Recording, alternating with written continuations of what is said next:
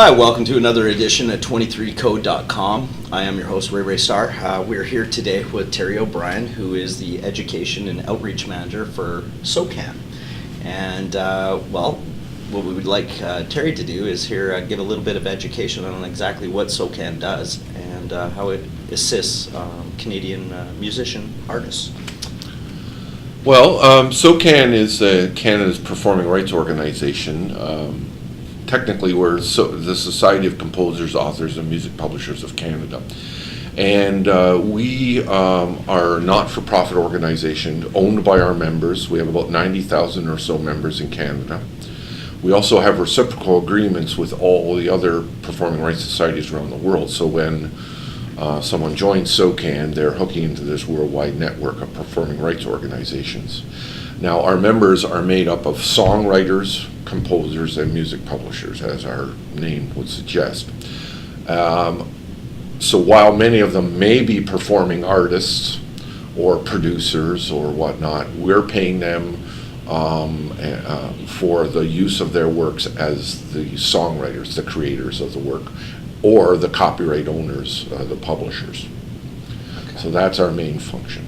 So basically, every time a Canadian artist that's registered with SOCAN, who should be registered with SOCAN, every time they're on stage, you're collecting on their behalf? There's three main areas for which songwriters can get paid.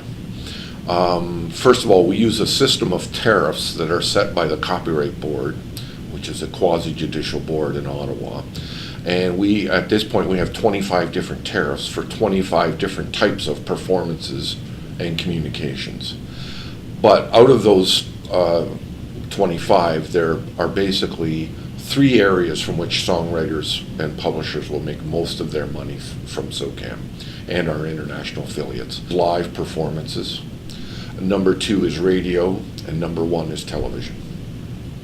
So there's three different, each one of those are logged in different manners, are licensed in different manners, and depending on how the music is used will depend on how much they get paid, if it's logged and that sort of thing.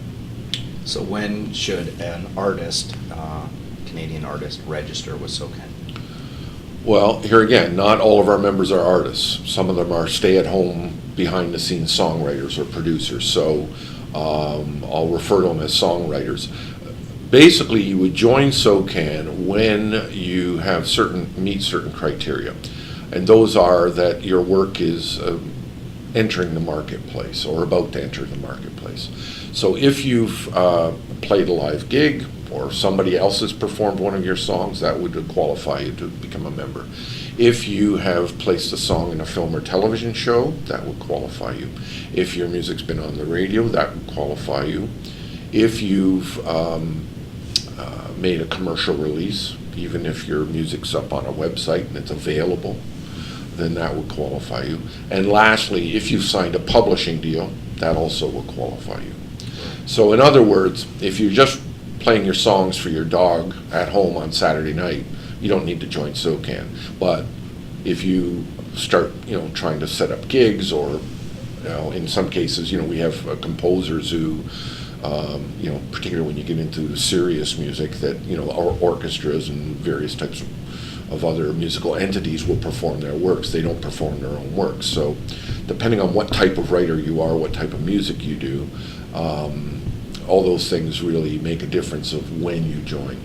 Right. Once you're a member, then depending on what you do with your music or what others are doing with your music will have bearing on, all the particulars around getting paid.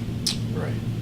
One of the questions that I've been fielded a lot, and I really don't know the answer to be quite honest, when a band goes across the line to go perform live and they've registered with you and they've also registered with an American counterpart, be it BMI or ASCAP or whatever, do you collect from BMI? Well, the way it works is that you would join SOCAN, and most members will opt to join us for the world.